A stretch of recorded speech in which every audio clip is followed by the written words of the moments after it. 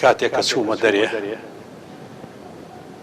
بووم بە پێشمەرگە لەسەر بڕیاری یەکێتی نیشتمانی ساڵی 1979 چوومە دەرەوە کە چوومە دەرەوە وەکو ئەندامێکی بزوتنەوەی سۆشیالیستی کوردستان.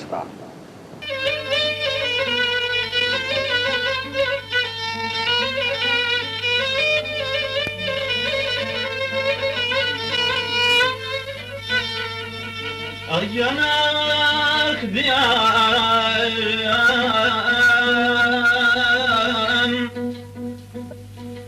diyaş hayacı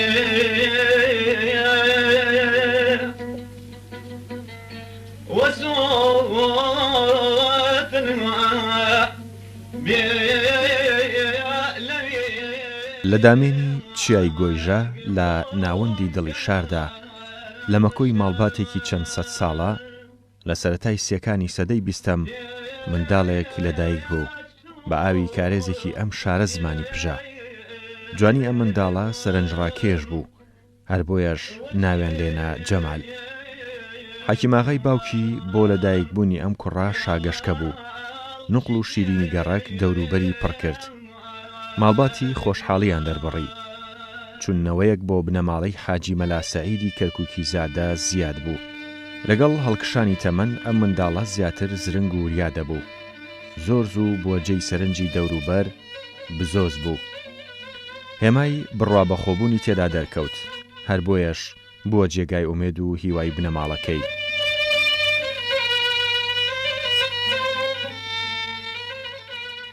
ناوی تەواوی جەمال حەکیم حاجی مەلا سەعید ئاغایە.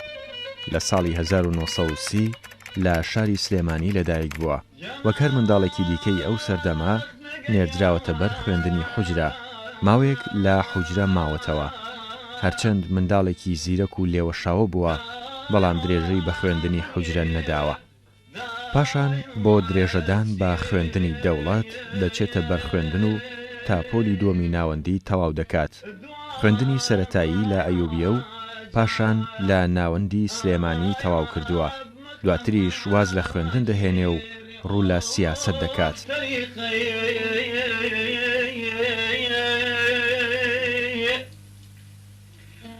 ئێمە وەکو دوو بنەماڵەی شاری سلەیمانی، بنەماڵەی شاڵەکان و بنەماڵەی حاجی مەلا سەعید تەقریبەن ئێمە لە یەک گەڕەکا بوون. ئێمە ماڵی باپیرم لە سەرگۆڵ بوو، لەودی مزگەوتی دوو دەرگا لای ئەسحاب ئەسپی.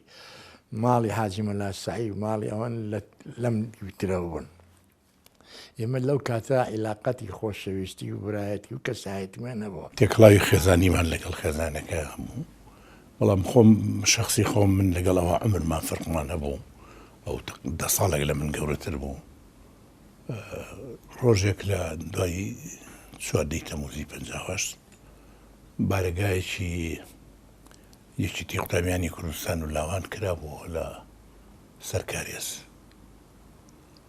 لەوێ بینایشی بچوو بوو، تازە گرتبیان، ینی شتی ڕسمی نەبووە مانە.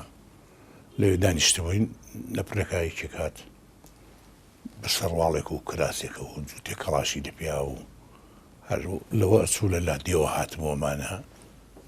سێرم کرد دیار بوو لە وەختی خۆی ئەوان لە زڕی 1920 زەراعەت و شتی وایە نەبوو، لەسەر زەراعەت هاتە بووەوە. دانیشت و یەکسەر لە ناومانە دانیشت دەستی کرد بە قسەکردن و شعر خوێندنەوە و قسەی خۆش و ئەمانە زۆر جەلبی نەزەریە کرد قسەکانیش و تەسەڕفاتەکەشی و کە دانیشت بوو. ئیتر لەو ڕۆژەوە ناسیاییمان پیا کرد. ئیتر کە هات بۆ ئەوەیە منیش قسەم لەگەڵە کرد، ئەو قسەی لەگەڵ منە کرد، بینمان خۆش بوو. ڕفیقەکە نزیکەکانی ئەو وەختە خوارێ خۆش بوو، کاک شەهابی شێخنووری بوو.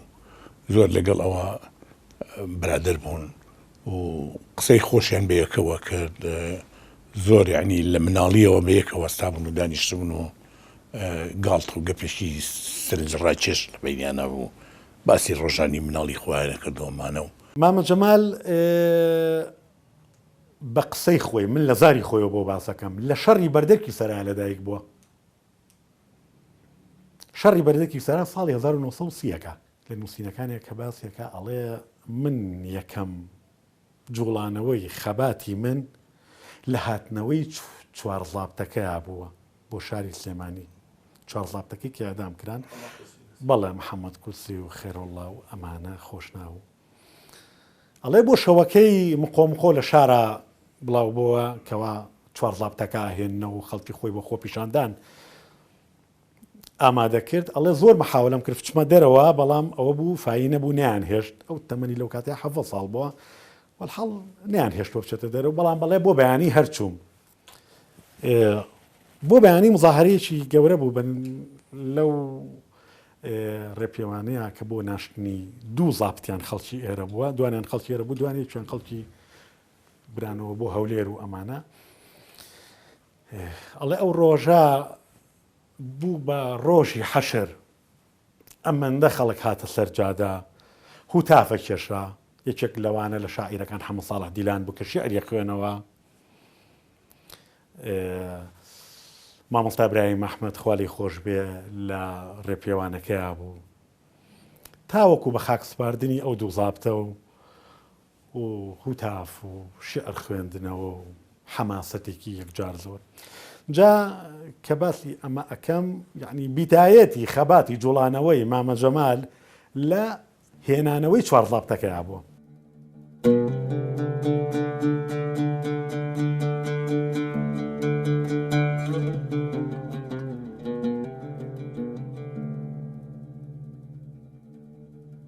وەک خۆی دەیگەڕێتەوە کاتێک لە ساڵی 1946 پارتی دیموکراتی کورد دامەزرا من لە ساڵی 1947 چوومە ڕیزەکانی پارتی دیموکراتی کورد لەژێر کارتێکەری هاوڕێکانم ئەم ڕێبازەم هەڵبژارد. دواتر لەلایەن مامۆستای مەزن غەفور ڕەشیددارا ڕێکخرام بۆ ناو حیزب. هەر لەو ساڵەدا بەهۆی لە سێدارەدانی چوار ئەفسەرەکە لە کاتی هێنانەوەی تەرمی دوان لەو شەهیدانە لە شاری سلێمانی خۆپیشاندانێکی جەماوەری دەستی پێکرد. جەمال ئاغا وەک لاوێکی تازە پێگەیشتووی چالاک بەشداری ڕێوڕسمی ناشتن و خۆپیشاندانەکەی کردووە. جەمال ئاغا لە قوتابخانەی ناوەندی وەکو تەبێژی قوتابیان وابووە. هەموو کات ئەو لە بۆنەکاندا وتاری داوە و شعری خوێندوتەوە. وەکو خۆی دەڵێ لە پۆلی پێنجەمی سەرەتایی ئەیوبیە بووم یەکەم شعرم نووسی و لە لەوحەی قوتابخانەدا هەڵواسرا کە بۆ من زۆر خۆش بوون. جەمال ئاغا دەڵێت لە هێنانەوەی تەرمی شەیدانی 26 حوزەیرانی 1947 حەمە ساڵح دیلان دەیوت ڕۆژی گریان و ماتەمە عالەم دڵی پڕ لە خەمە ئاسمان هەور و تەمە بۆ جوانە مەرگانی وەتەن. ئێمەش ئەم شعرەمان لە دوایەوە دەوتەوە.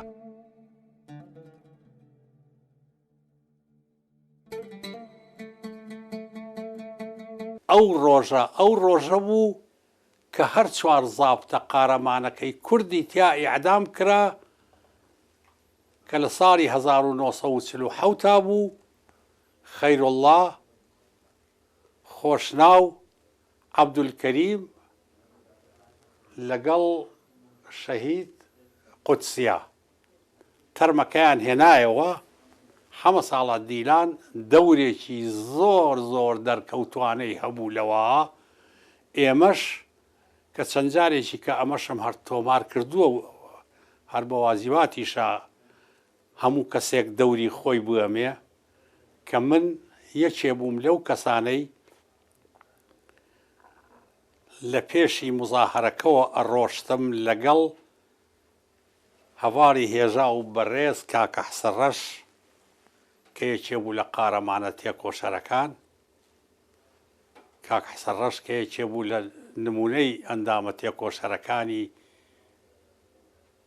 پارتی دیموکراتی کوردستان لەگەڵ قارەمانی کورد خاڵە شەهاب کە ڕەفیقێکی هەرە مناری من بوو لەگەڵ ئەحەب سکۆلی خەیات لەگەڵ حەمەی لالەمین لە پێشی مزاهرەکەەوە ئەڕۆشتین. حەمە ساڵح دیلان ئەندامێکی حیزبی دەرکەوتوو بوو ئەو ڕۆژە پەیوەندی کردبوو بە بێکەسی ڕەحمەتیەوە بۆ شعرێک بۆ ئەو مناسەبەتە ڕۆژی گریان و ماتەمە عالەم دڵی پڕ لە غەمە ڕووی ئاسمان هەور و تەمە بۆ جوانە مەرگانی وەتەن. ئەو ڕۆژە جەماوەری شاری سلێمانی خۆشا بوو، حەمە ساڵح دیلان بەدەنگە بە سۆزەکەیەوە لە پێشمانەوە ئەڕۆی ئەو گۆرانیی ئەوت ئێمەش بۆمان ئەسەنگەوە. وەختی خۆی بۆی کە باسی بکەین کە لە 46 لە 16 ئابی 1946 کە پارتی دروست کرا پارتی دیموکراتی کورد، ئەمان لە سلەیمانی خۆ ئافریان کە لەگەڵ کاک حلمی عەلی شەریف، لەگەڵ کاک حەمە حاجی تایر، لەگەڵ کاک حەسەن ڕەشی خەیات، هەنێ برادری کە ناوەکان نایەتەوە، ئەمانە پەیوەندیان بە پارتی دیموکراتەوە کرد، بوون بە پارتی لە 47 ئەوانە پاش دامەزران نەکەی تەمەەن بوون بە ئەندامی پارتی و جموزۆڵێکی زۆر باشیان هەبوو، لە سیاسەتا خەریج بووە، ئیتن تەنزیماتی کردووە لە ناو جووتیاران، لە ناو کاسبکاران، لە ناو خەڵکە دەورێکی سەرەکیە بووە. مامە جەمال پیاکی بە حورمەت بووە. من لە دوای 75ەوە پەیوەندی ڕێخستنمان هەبوو، کاتێکە ئەو نەکسەی بەسەر میلەتی کووردا هات، کاک عەلی عەسکەری ساڵی 1975 هات، کۆبوونەوەیەکی پێ کردین بە جەمال ئاغا و بە من، بە دکتۆر نەوزاد، بە کەمال شاڵی، بە عوسمان بەکر، بە حەسەن ڕەشی شەهید زیندوو، کۆبوونەوەیەکی پێ کردین، لقی دروست کرد لەسەر بڕیاری شەهیدی فەرماندە عەلی عەسکەری بە ناوی لقی سلێمانیەوە، ئێمەی کرد بە ئەندامانی لق و دەستمان کرد بە کاری ڕێخستن. جەمال ئاغا بوومە مەسوولمان، هەتا ئەو کاتەی کە جەمال ئاغا لە چۆ دەرەوانێ لەسەر فەرمانی خوا لێ خۆش بوو مام جەلال، ئیتر دکتۆر نەوزاد بوو بە مەسوولی ئێمە لە هەموو ڕوویەکەوانێ. ئاشناییم بۆ جەمال ئاغا لە ڕێخستنەکانی شارەوە بوو، دوای ئەوە دوای جیابوونەوەی باڵی بزوتنەوە لە ناوی یەکێتی نیشتمانی کوردستان، ئیتر جەنابی مام جەلال بڕیاریدا کە بزوتنەوە بە قووەت بکرێتەوە لە زمانی ئەو برادرانی تەکلیفیان لێکراوە بۆ دەرەوە کاک جەمال ئاغا بوو. جەمال ئاغا بە حکمی ئەوەی ئێمە هەموو گەنج بووین و زیاتر خەڵکی ڕۆشنبیر و خەڵکی خەریجی جامیعات و مەعاهید و بەو شێوەیە لە ناوی یەکێتی نیشتمانی کوردستان کۆب بووینەوە. ئاغاکانی کە لە ناوی یەکێتی نیشتمانی کوردستان کۆب بوونەوە بە پەنجەی دەست دیار بوون. مثلەن جەمال ئاغا بوو، قادر ئاغا بوو، شێخ سەدرەدین بوو. ئەمانە ئیتر جەمال ئاغا ناسراو بوو بەوەی یەکێکە لە خۆشەویستەکانی مام جەلال و یەکێکە لە تێکۆشەرە دێرینەکانی شاری سلێمانی، لە بنەماڵەیەکی ئاغا بووە، لە ئاغاکانی زرجێز بووە، کوڕی حەچیم ئاغا بووە و لە سەرەتای گەنجیەوە یاخی بووە و لەگەڵ پارتی دیموکراتی کوردستان یەکەم پێشمەرگەی نهێنی ئەم شارە بوونە پێشەوەی شۆڕشی ئەیلول دەست پێ بکە لەگەڵ شەیدی عەلی عەسکەری. دوایی جەمال ئاغا لە سیفەتە هەرە جوانەکانی ئەوە بوو کە پیاوێکی بە وەفا بوو لەگەڵ تێکۆشەرە دێرینەکان. مەسەرەن ئەمانەی کە لە شۆڕشی ئەیلول لەگەڵیان بەشدار بوون، خانەوە ئەوانەی شەهید بوون و ئەوانەی مابوون، یەکە جەمال ئاغا بەسەری یەکردنەوە سەردانی خانەوادەکانی دەکرد. پیاوێکی بە وەفا بوو، پیاوێکی پاک بوو، لە پەیوەندی کۆمەڵایەتی بێوێ نەبوو لە پاچی.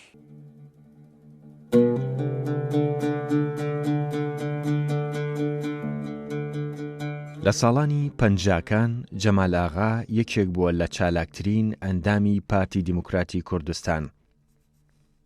لە کودەتای ساڵی 1958 و ڕووخانی پاشایەتی لە ناو شاری سلێمانیدا زۆر چالاک بووە. لەو ساڵانەدا دۆستی نزیکی مامۆستا ئیبراهیم ئەحمەد و مام جەلال بووە. دوای چەند ساڵێک لە دەسەڵاتداری عەبدولکەریم قاسم، شۆڕشی ئەیلول دەستی پێکرد. یەکەم تەقە و چالاکی شۆڕش لە ناو شاری سلێمانی لەلایەن جەمال ئاغا و چەند هاوڕێیەکی، لەوانەش حەسەن ڕەشی خەیات و کەریمی حاجی مارف ئەنجام درا. کاتێک حەزب پێی ڕاگەاندن کە عەبدولکەریم قاسم دێت بۆ دەربەنی خان وتارێک دەدات پاشان لە شاری سلێمانی میوانە کارێک بکەن نەگاتە سلێمانی و پەشیمان ببێتەوە. ئەوە بوو جەمال ئاغا و هاوڕێکانی کارەبای سلێمانیان کوژاندەوە و لە شاردا کردیان بەتەقا. کاتێک هەواڵەکە گەیشتە عەبدولکەریم قاسم پەشیمان بوویەوە و نەهاتە سلێمانی. جەمال ئاغا لە ساڵی 1962 پەیوەندی دەکات بە هێزی پێشمەرگەی کوردستانەوە و شار بەجێ دێڵێ و بارەگا لە گوندی زەرگوێز دادەمەزرێنێت. لەگەڵ پێشمەرگەکانی دەست دەکەن بە چالاکی. بەشداری بەشێک لەو شەڕانە دەکات کە لە سلێمانی و دەوروبەری دژ بە ڕژێمی عێراق کراون. ڕۆڵی گرنگی گێڕاوە لە هەموو گۆڕانکاریەکانی ساڵانی ناوەڕاستی شەستەکان بەشداری کردووە. لانگرێکی سەرسەختی باڵی مەکتەبی سیاسی بووە و لە شەڕێکدا لە ساڵی 1967 لەگەڵ عەلی عەسکەری بریندار دەبێت. لە دوای 11 ئازاری 1970 لە سلێمانی دەورێکی باشی بۆ پارتی گێڕاوە. ساڵی 1974 دەچێتە دەرەوە و دەبێتە پێشمەرگە. بەڵام دوای نسکۆی 1975 ئامادە نابێ بچێتە ئێران و لە لێبوردنەکەی حکوومەتی عێراق دەگەڕێتەوە بۆ سلێمانی و لەگەڵ کۆمەڵێک هاوڕێی لەوانەش عەلی عەسکەری، عومەر دەبابە و چەند هاوڕێیەکی دیکە لە ساڵی 1976 بزوتنەوەی سۆسیالیستی کوردستان دادەمەزرێنێت.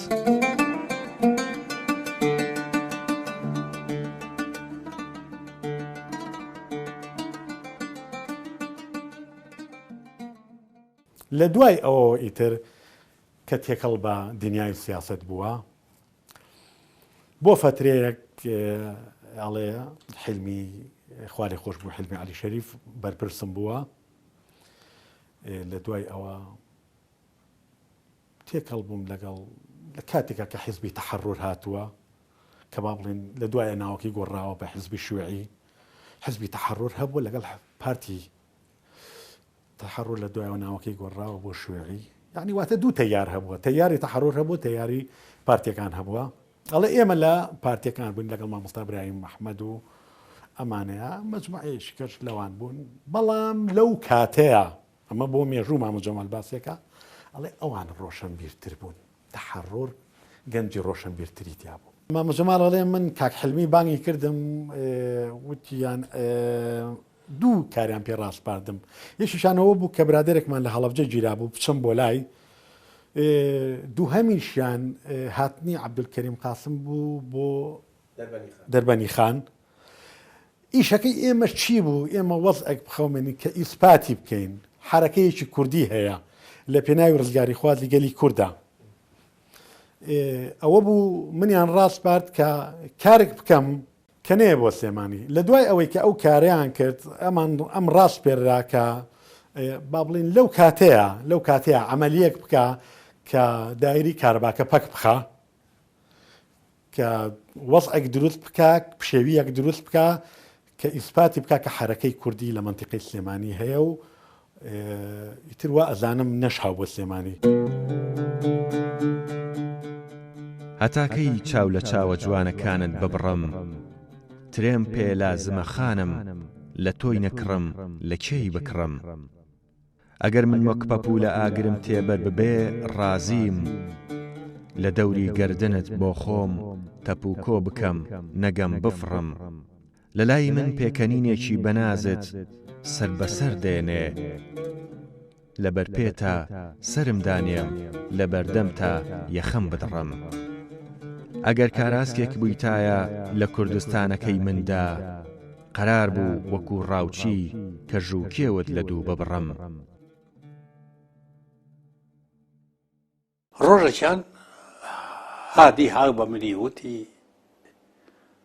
مامە جەمالوتم مامە، وتی تەکلیفێکم لێ کراوە لەلایەن خاڵە شەهابەوە، حەزەکەم پرسووی پێ بکەم. وتم بیکە. وتی ئەزانێم من تێکەریم هەیە لەگەڵ کابرایەکە لە بەسرە، لەوێ خەیاتە، ئەو خەیاتە کۆمەڵەیە، پێمەڵێ بچۆ پرسی پێ بکە بە زمانی منەوە، برێ شەها بڕێ ئەگەر ئێمە خۆمان بگەێنینە بەسرا ئەتوانێ بە بەحرا دەربازمان کا بۆ سووریا تێگەیشتی ئەنجا هاتووم بزانم تۆ ڕێی لە چیە وتم بیکە بە قسەیان بکە و بچۆ وتی زۆر لەگەڵما دوا و بچۆ دیارە ئەوانە کۆمەڵە بوون وتم بچۆ مختصر تبعی خۆ بەسڵە دوورە و هەتا چوو هەتا هاتەوە چەند ڕۆژێکی پێچوو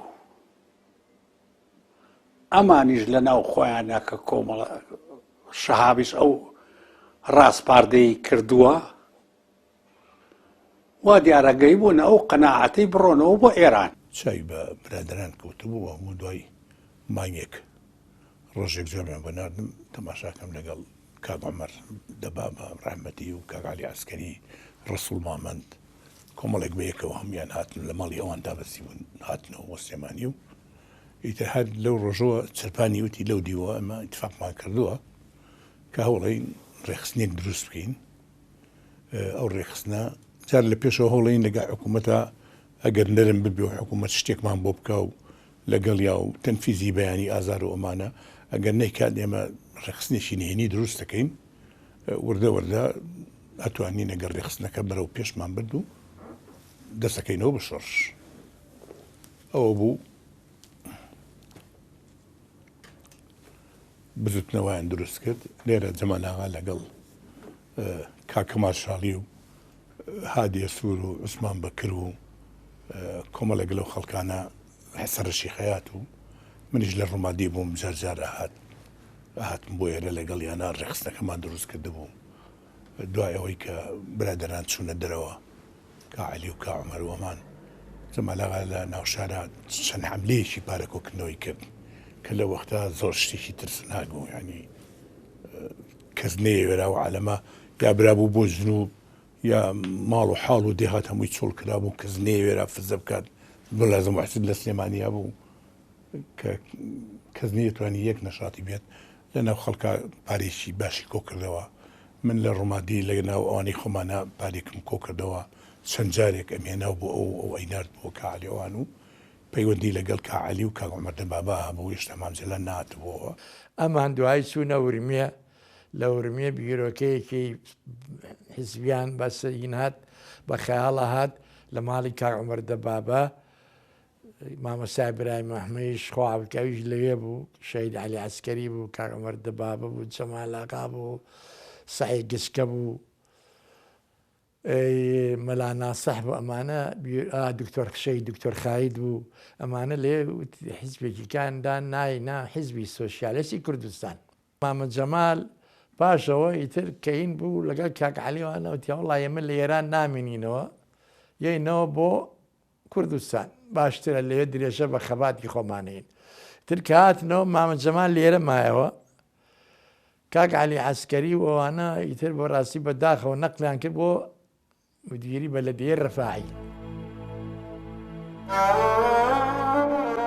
جەمال ئاغا خۆی کۆمیتەی سلێمانی بەڕێوە دەبات لە ساڵی 1976 بۆ ساڵی 1970 وەکو ڕێخستن لە شاردا کار دەکات پاشان لە ساڵی 1970 لەسەر داوای مامجەلال پەیوەندی دەکات بە هێزی پێشمەرگەی کوردستانەوە لە شاخ لە ڕیزەکانی بزوتنەوەی سۆسیالیست دواتریش کە شۆڕژگێڕان دامەزرا جەمال ئاغا بوو بە ئەندامی سەرکردایەتی شۆڕژگێڕان ئەو ساڵانە لە شاخ دەور و کاریگەری گرنگی دێڕا لە ساڵی 1970 لەگەڵ هادیە سوور و کۆمەڵێک هاوڕێی بەرچەکی کیماوی دەکەون و بە سەختی بریندار دەبن پاشان لەسەر داوای شۆڕژ دایانگوازنەوە بۆ وڵاتی ئێران و لەوێتی مارەکرێن ئەو ساڵانە لە ئێران دەمێنێتەوە تا ساڵی 1970 بەهۆی نەخۆشیەوە شۆڕش ڕەوانەی ئەوروپای دەکا و لە لەندەن نیشتەجێ دەبێت جەمال ئاغا کە هاتە شاخ جەمال ئاغا دەورێکی زۆر جوامێری هەبوو بۆ ڕاگرتنەوەی باڵانسی هێز لە بینی باڵی منشەقی سۆشیالیست کە جیا بوونەوە و ئەو کاتە خلافاتی ناو پارتە سیاسیەکانی کورد زۆر زیادی کردبوو ئیستیغلال دەکران لەبەرەوەی دەبووە یەکێتی نیشتیمانی کوردستان پارێزرێتەوە. جەمالاغەیەکی بوو لەو جوامێرانەی کە دەورێکی زۆر باشی هەبوو لە مەرحەلەیەکدا بۆ ڕاگررتنی ئەم باڵانس و ئەو عیلاقاتەوە ڕێخستنەوەی. دوایی جەمالاغا پیاوێکی زۆر مخلیس بوو بۆ هەرچی بڕیارێک مام جەلال بیدا بووە. پیاوێکی ڕازگۆ بوو لەگەڵ مام جەلال قەت فڕۆفێڵی نەبوو، ڕاستی لە مام جەلال نەیاشاردەوە بەو شێوەیە. و مام جەلالیش متمانەی 100% لەسەر جەمالاغا هەبوو، لەسەر هەر شتێ بیگوت بووە. لەو شەڕی ناوخۆمانە بە دوور بوو ئەو لە شەڕشتی باوەمانە دانیشت بوو، پێشی ناخۆش بوو، حەزیە کرد ئەو شەڕ و هەراوشتە نەمێنێ. دوایی تر مام جەلال نووسنگەیەکی دروست کرد، نوێنەری خۆی دانا، مەسەلەن نوێنەری خۆدانا بوو بۆ کاروباری ئاینی، بۆ کاروباری بازرگانی 5-6 نوێنەری دانابوو. جەمالاغاشی کردبوو بە پرسی ئەوانە بیناکەعنی گرتوبیان ناوی نوێنەرایەتی سکرتێری گشتی بوو. جەمالاغا بەرپرسی وان بوو، زیاتر ئیشەکەی یارمەتی خەڵکییاوە بەدەم خەڵکەوە چووە مانەوە، هەتا ئەو ئەخیرا هەر خەریکی ئەوە بوو لەم ئەخیرا کە نەخۆش کەوت بەداخەوە زۆر ناڕەحەت بوو، حتا ماوەیەشی سەحەتی زۆر تێکچوو بوو، هەر دەوامی کرد. بەیانی زوو هەڵەسا چوو بۆ بارەگاکە و لەوێ ئەمایەوە تا دەرەنگ ئەمانە و هەتا ئیترەوە دەنزیکی ساڵێک ساڵ و نیوە کە بێ وەزی زۆر تێکچوو. دوای ڕاپەڕینە مەزنەکەی بەهاری ساڵی 1991 دەگەڕێتەوە بۆ کوردستان و دەست بەکار و چالاکیەکانی دەکات. سەرەتا دەبێتە نوێنەری مام جەلال لە مەڵبەندی ڕێخستنی سلێمانی، پاشان دەبێتە بەرپرسی مەکتەبی مام جەلال بۆ کاروباری ڕایۆشکاری لە کاروبارە کۆمەڵایەتیەکاندا زۆر چالاک بووە. جەمالاغا دۆستی نزیکی زۆرێک لە کەسایەتی و سیاسیەکانی هەر چوار پارچەی کوردستان بووە. زۆر دۆستی مامۆستا ئیبراهیم ئەحمەد و حلمی عەلی شەریف و دکتۆر قاسملو، نووری ئەحمەد هادی، عەلی عەسکەری، سەڕەشی خەیات، نەوزاد ساڵح ڕەفعات، جەلیل گادانی، هادیە سوور و عەبدوڵای حەسەنزادە، سەڵاحی موهتەدی و چەندان کەسایەتی دیکە بووە. لە ساڵانی 1976 لا گرتنی شەهاب شێخنووری و هاوڕەکانی زۆر تێکۆشاوە بۆ ئەوەی نەگیرێن، بەڵام سەرکەوتوو نەبووە، چونکە تێکەڵاوی زۆری لەگەڵ شەهاب شێخنووری هەبووە. لەگەڵ هەموو ئەمانەشدا جەمال ئاغا زۆر دۆستی ئەدیبان و نووسەران بووە، لەگەڵەوەی خۆی بە شاعیر نازانێ، بەڵام شعری دانراوی خۆی هەیە بە تایبەت بۆ سلێمانی کە زۆر هۆگری شاری سلێمانی بووە. شیعری زۆرێک لە شاعیرانی کوردی لەبەر بووە. هەمیشە سلێمانی بە ڕەمزی تێکۆشان دەزانی و خۆی بە پارێزەرێکی سەرسەختی شار دەزانی. لەگەڵ هەموو ئەمانەشدا پیاوێکی کۆمەڵایەتی و کەسایەتێکی بنەماڵی گەورەی شار بوو. یەکێک لە وەسیەتە جوانەکانی ماڵەکەی خۆی کە تێیدا دەژیا پێشکەش بە تەندروستی سلێمانی کرد بۆ دوای مردنی.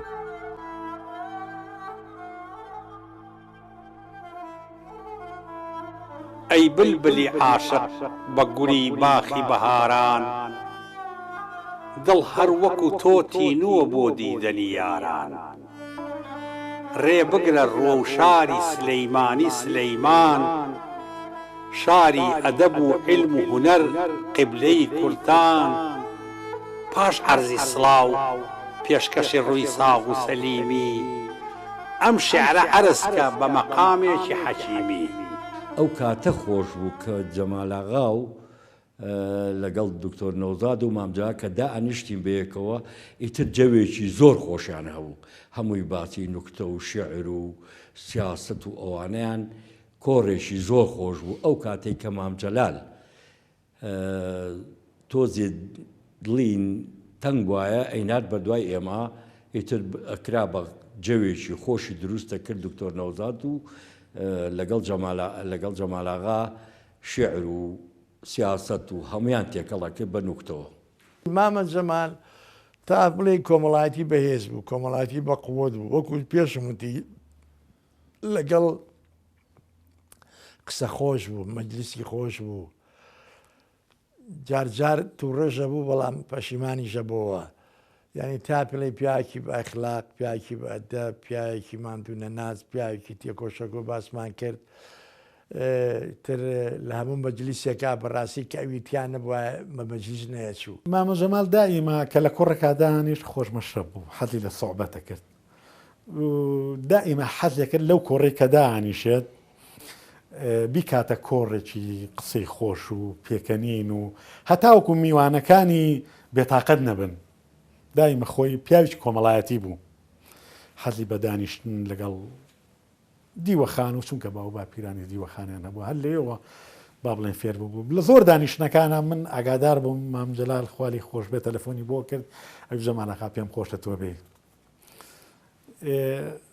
مام جەمال بە قسە نەستەقەکانی بە شیعرەکانی بە قسە خۆشەکانی دایمە کۆڕەکەی خۆشە کرد لە قیەم و مەبادی جەمالاغا پیاوێکی ڕازگۆ بوو ئەوەندە ڕازگۆ بوو کە دەکرێت دەهاتە سەر مەوزوعی کوردایەتی و نهێنی و پرنسیپی حزبی جەمالاغا حەدی بوو یعنی پیاوێک بوو پرنسیپی حزبی بە هەموو شێوەیەک جێبەجێ کرد بەو شکلە لە علاقاتی ئیجتیماعی بۆ مام جەلال دەگەڕاوە بۆ دوو هۆکار هەم خۆشەویستی جەنابی مام جەلال هەم خۆشەویستی بۆ مامۆستا برایم ئەحمەد و هێرۆخان بەو شێوەیە یعنی علاقاتی جەمالاغا لەگەڵ مام جەلال جیاواز بوو علاقاتی جەمالاغا لەگەڵ هێرۆخان جیاواز بوو هێرۆخانی بە برازای خۆی ئەزانی لەبەرەوە خۆشەویستێکی زۆر تایبەتی بۆ مامۆستا برایم ئەحمەد هەبوو لە شۆڕشی ئەیلول لە دامەزرانی پارتی دیموکراتی کوردستانەوە بۆ جیابوونەوەی باڵی مەکتەبی سیاسی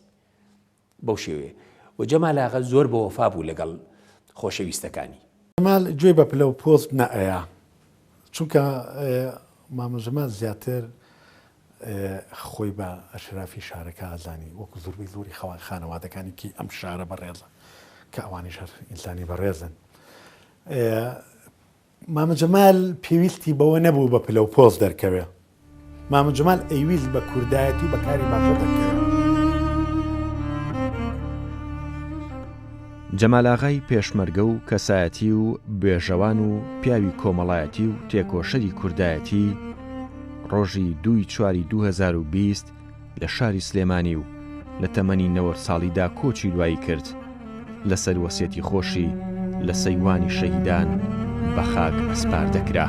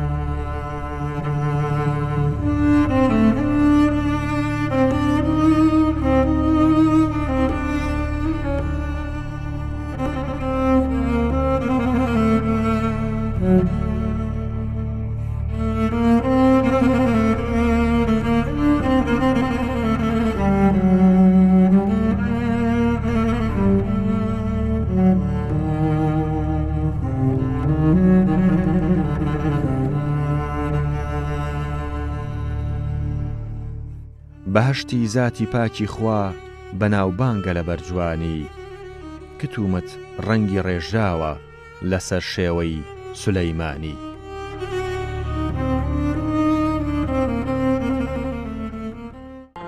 کەوتڕێ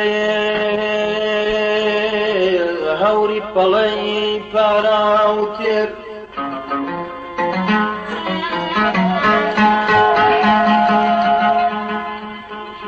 بە فرمێسکی بانی بە پەلەی لای گەرمە زێر سنگتەر بوو تەکان نەربوون وەکو لاوێ